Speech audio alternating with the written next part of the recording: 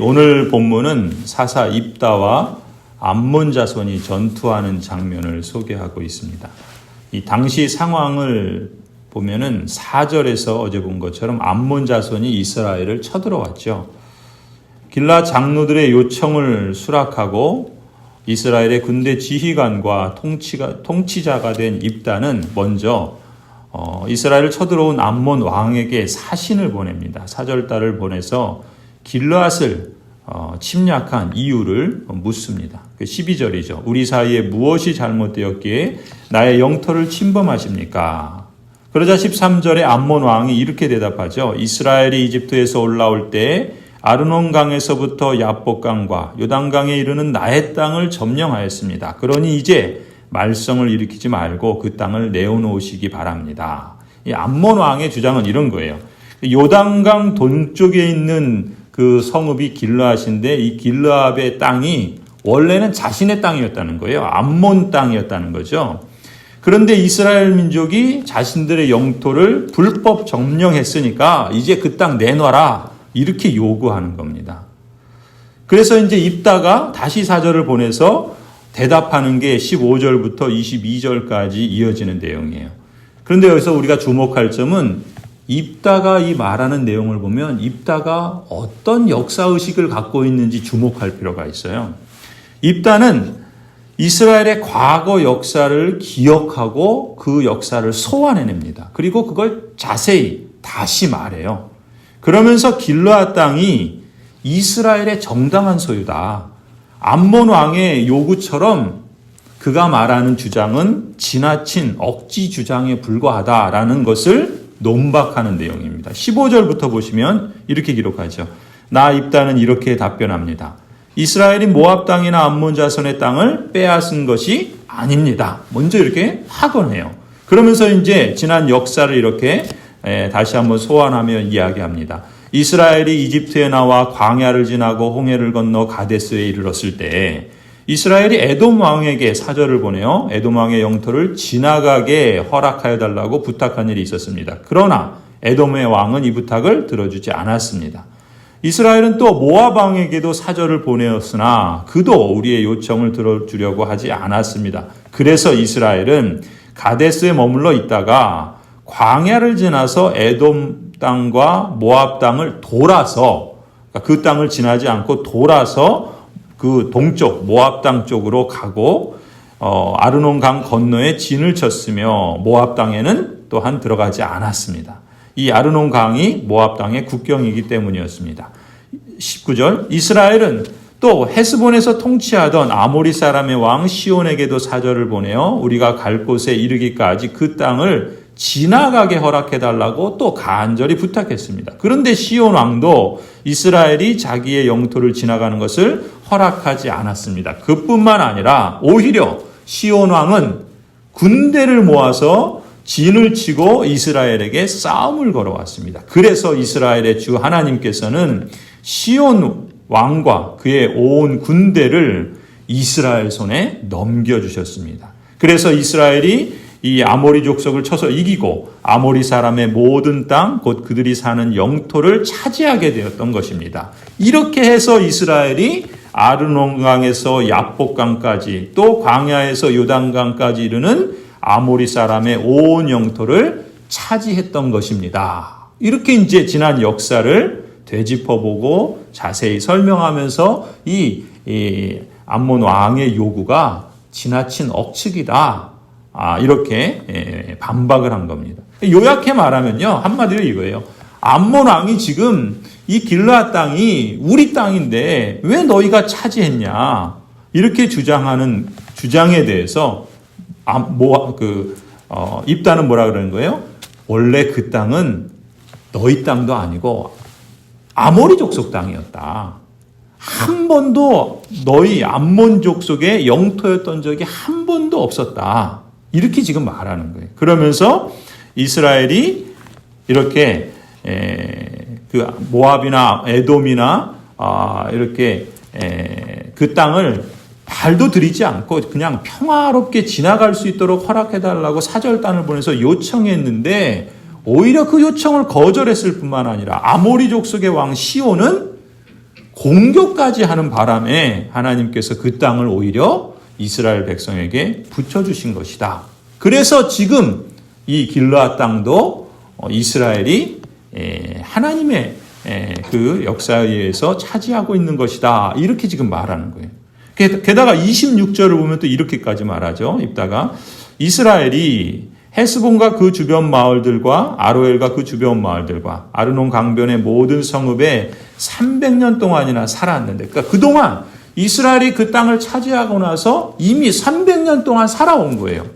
그런데 이제까지 아무 말도 안 하고 있던 이 암몬 그 족속이 왜 이제 와서 이게 우리 땅이라고 되돌려달라고 그렇게 말하느냐. 지금 그렇게 말하는 거예요. 왜 당신은 그동안 이 지역을 되찾지 않았습니까? 이렇게 말하는 거죠.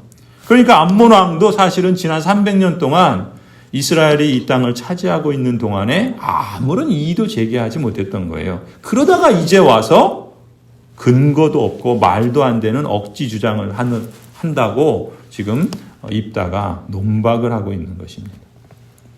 여러분, 오늘 본문에서 우리가 주목할 점은 이 역사의식이에요.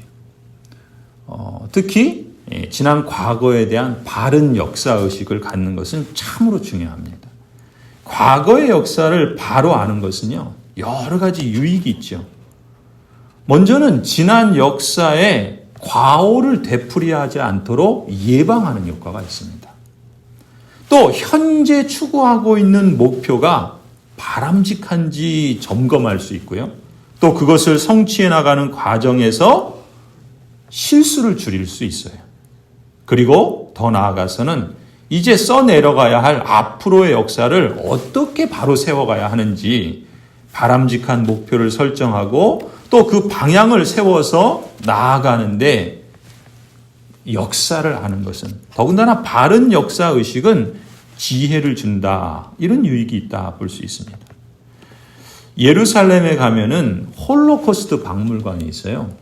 이 홀로코스트 박물관은 2차 세계대전 때 독일이 유대인들을 학살한 그러한 역사를 너무나 적나라하게 여러 기록물, 사진, 음성, 그 다음에 그런 기념물들을 통해서 후손들에게 우리의 역사가 이랬다라는 것을 그냥 여과 없이 다 보여줍니다. 거기에는 홀로코스트 박물관이니까 보겠어요.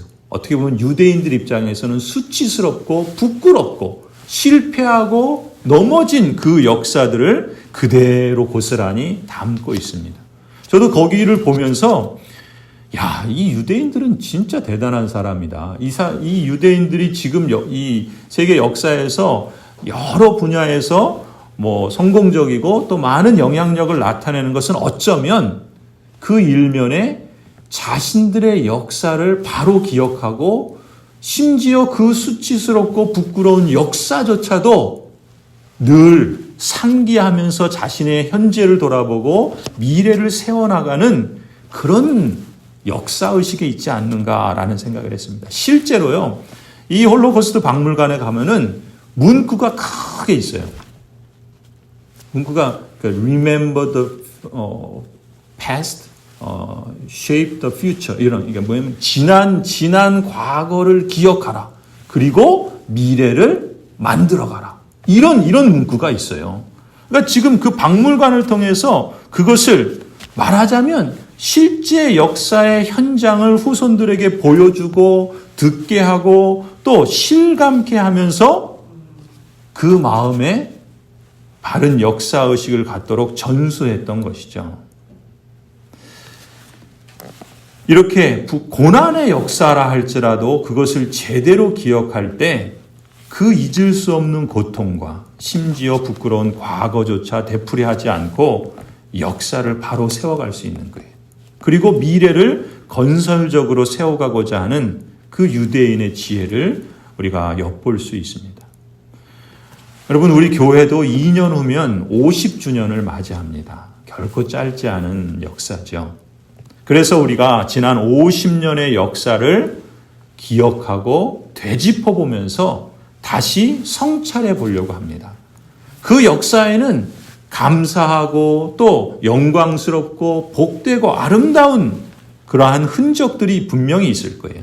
그것에 대해서 우리가 하나님께 감사하고 또 하나님께 송축하며 여기까지 인도하신 하나님을 찬송하는 것이 참 좋은 자세라 믿습니다.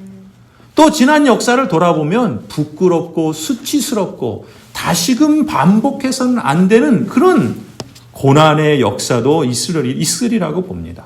어떤 나라나 어떤 공동체나 어떤 역사에도 다 이런 부끄럽고 수치스럽고 고통스럽고 아픔이 있는 역사가 있기 마련입니다. 유대인들이 그런 것처럼.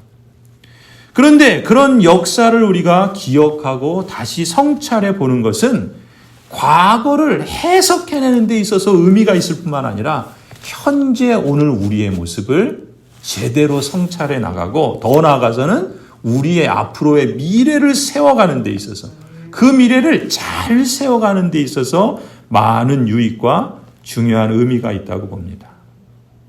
여러분 무엇보다도요. 역사를 주관하시는 분이 누굽니까? 하나님이십니다. 역사는 우리가 왜곡하고 바꾸려고 해도 바꿀 수 없어요. 그것은 교회 공동체의 역사도 그럴 뿐만 아니라 물론 나라, 세상의 역사가 그렇습니다. 그리고 우리 개인의 역사도 마찬가지입니다. 그런 점에서 우리의 역사를 아시는 하나님, 그래서 그 역사에 대한 개인이든 교회든 나라든 그 역사에 대한 진정한 평가를 하실 분은 우리 자신이 아니에요. 하나님이십니다. 하나님이세요. 27절 보세요. 입다도 그렇게 표현하죠. 심판자이신 주님께서 오늘 이스라엘 자손과 암몬 자손 사이를 판가름해 주실 것입니다.